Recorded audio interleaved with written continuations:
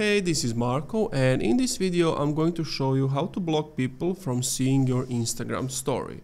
So what you want to do, and before I start with the video, please subscribe to the channel, it helps me out a lot. So you want to open up your Instagram account, and from there let's just take a random story.